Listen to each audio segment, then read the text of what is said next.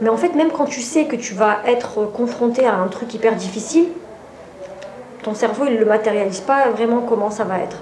Et quand je suis arrivée là-bas, en plus on était en période de Covid, il n'y avait pas de public, et je me retrouve seule contre 15 hyènes autour de moi, là je me suis dit vas-y, à la guerre comme à la guerre. À la fin je me suis dit ça va finir avec des gros mots, je sais pas, ça va mal terminer ce truc.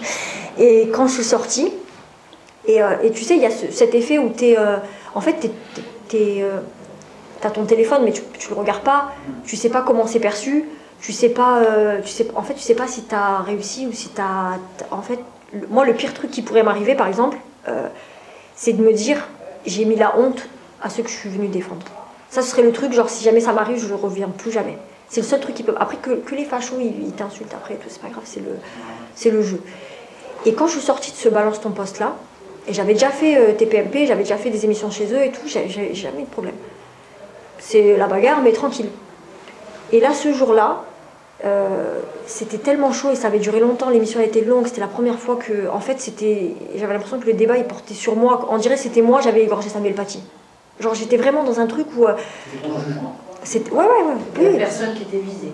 Ah. Je représentais tout, voilà, j'incarnais tout, Baraka City, le CCIF, le mec qui a égorgé, le truc, tout le monde c'était moi, et j'étais seule. Et quand je suis sortie, il y avait mes sœurs dans la loge, et je suis sortie et j'en sais rien comment c'est perçu de l'extérieur. Je sais pas si ça passe bien, je sais pas si je l'ai raté, je sais pas si j'ai mis la honte à tout le monde, j'en sais rien. Tout ce que je sais c'est que c'était grave dur, mais voilà. Et quand mes sœurs elles me voient, elles font une tête bizarre. Et je leur dis, moi le seul mot que je leur dis, c'est est-ce que d'un point de vue extérieur c'était la catastrophe? Elles me disent non, mais elles me disent ne va pas sur Twitter en même temps. Elle me dit ça. Moi, je monte dans le taxi, première chose que je fais, je regarde Twitter. Mon père, il m'appelle. Il m'appelle comme si... je raconte ma vie, là. Mon père, il m'appelle comme s'il sortait d'un enterrement. Et il me dit, allô, ouais, ça va. Ah, je dis, ah, non, commencez pas. Hein. Je dis, écoutez, ne commencez pas. Et en fait, t'as cet effet-là. Et vraiment, la seule question que je me suis posée, c'était juste de me dire, j'espère que j'ai pas dit un truc qui va mettre la honte aux associations que je suis venue défendre, parce que ça, je pense que je m'en relèverai pas. Et en fait, c'était pas ça du tout, parce qu'après, quand j'ai rallumé le téléphone, tout le monde a compris qu'en vérité, c'était ce que vous avez appelé un piège. Voilà, c'était vraiment la confrontation. Mais pour autant, j'ai reçu ce jour-là, et pour revenir vraiment à ta question, et je pars de cet exemple-là parce qu'il est très parlant.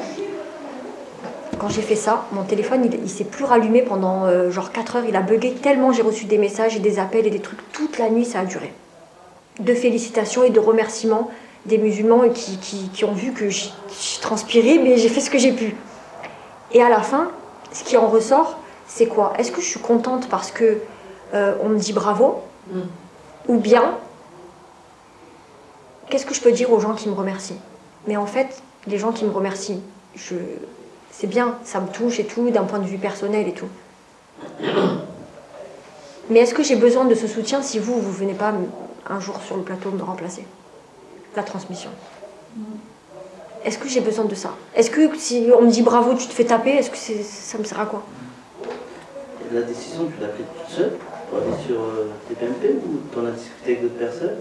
Parce que aller sur un plateau de télé, débattre d'un sujet d'actualité, on va dire c'est pas donné à tout le monde, sachant qu'ils invitent d'autres personnes, des personnes qui ont sûrement des communicants, qui étudient les discours tous les jours politiques, qui sont rodés.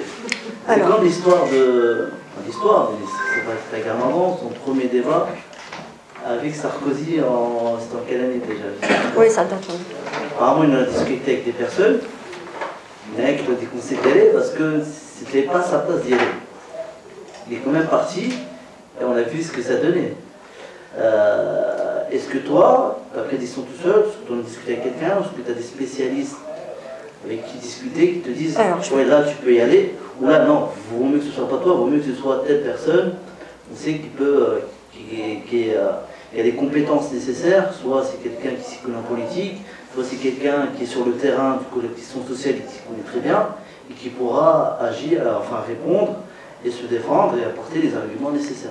Alors, je vais te raconter le coulisses de tout ça. Comment c'est passé?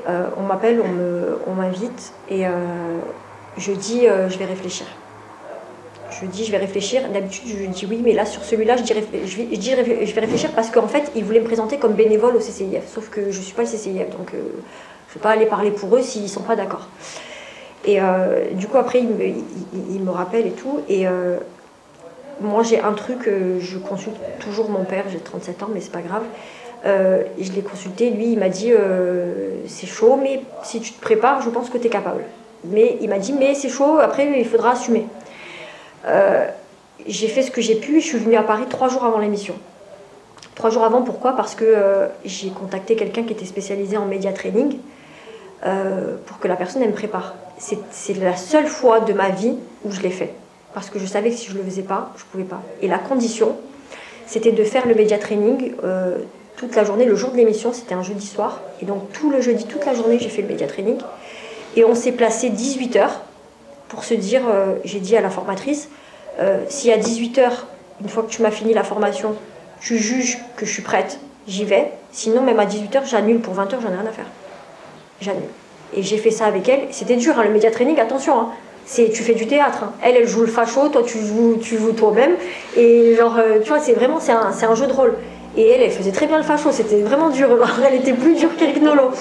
Et c'était compliqué. Hein. On s'est préparé, on a préparé tout ce qu'il y avait à faire et tout. Et j'avais reçu, je me souviens, un appel de Marwan Mohamed qui m'appelle, qui me dit Faiza, est-ce que tu vas y aller? Je lui dis oui, je suis avec un tel. Et il m'a dit si tu es avec elle pour te préparer, c'est bon, t'inquiète. Il m'a dit vas-y. Et lui, par contre, il m'a bien dit si tu as peur ou si tu te sens pas, que je t'en fiche, annule. J'ai pas annulé parce qu'à la fin de la formation, je pensais que c'était ok. Après, je me suis défendue comme j'ai pu, mais c'était pas. Voilà. Mais, pour revenir à tout ça, je sais que le TPMP et Balance ton poste, c'est des sujets qui reviennent tout le temps parce que c'est des émissions buzz et tout. Mais en vérité, est-ce qu'elles construisent ces émissions? Qu'elles construisent? Elles construisent rien. Tu vas juste pour te bagarrer sur le dernier clash qu'il y a eu et tout. Un jour j'étais invitée là-bas pour aller débattre sur un tweet de Evian, premier jour du Ramadan, ils ont marqué qui a bu 1 litre d'eau aujourd'hui. Voilà, on m'a invitée pour aller débattre sur une bouteille d'eau. C'était, voilà, et j'y suis allée, hein.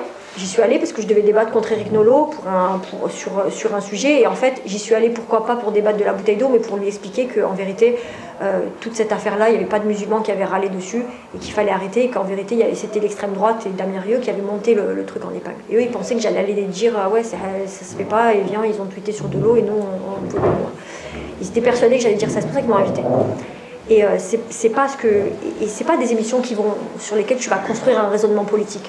Tu vas aller juste pour affronter.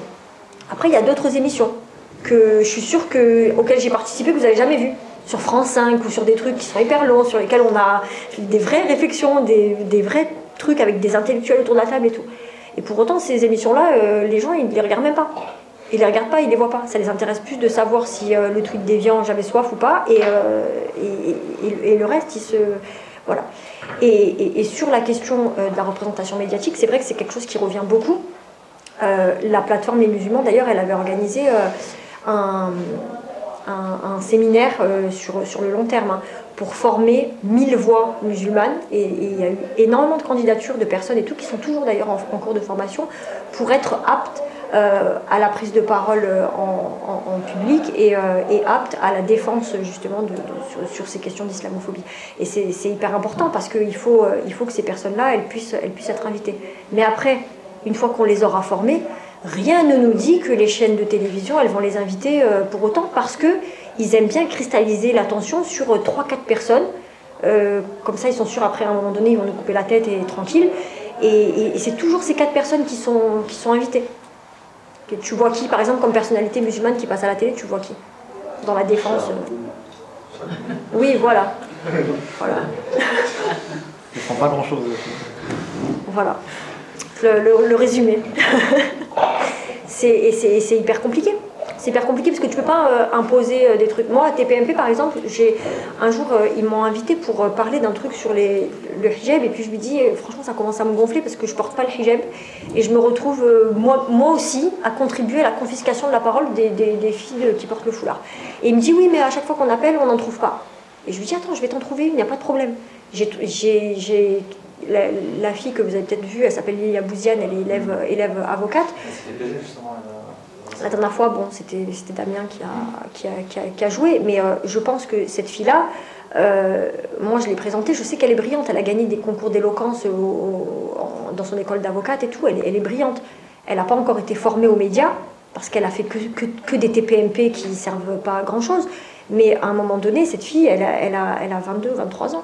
Elle va mûrir, elle va apprendre à mieux faire. Et il faut vraiment l'aider, la pousser pour que ces personnes-là qui ont le courage de passer de l'autre côté de l'écran, eh bien, elles puissent à un moment donné prendre leur part. Mais prendre sa part, vous pouvez tous le faire. Moi, quand j'ai commencé, je connaissais aussi personne, et même mon compte Twitter, parce que tout le monde me dit ton Twitter, machin, mais mon compte Twitter, à la base, j'avais pas d'amis, j'avais mon frère, ma soeur, on tweetait, l'autre fois je remontais le premier tweet que j'ai fait, j'écrivais à mon frère, Emine, je comprends rien ce truc, voilà, c'est quoi ce truc? Et petit à petit, tu as un peu plus d'abonnés, tu tweets, tu fais des choses, et puis tu as une petite visibilité, une moyenne visibilité, et puis une plus grande visibilité qui t'offre justement cet accès aux médias. Et ça, vous êtes tous en capacité de le faire.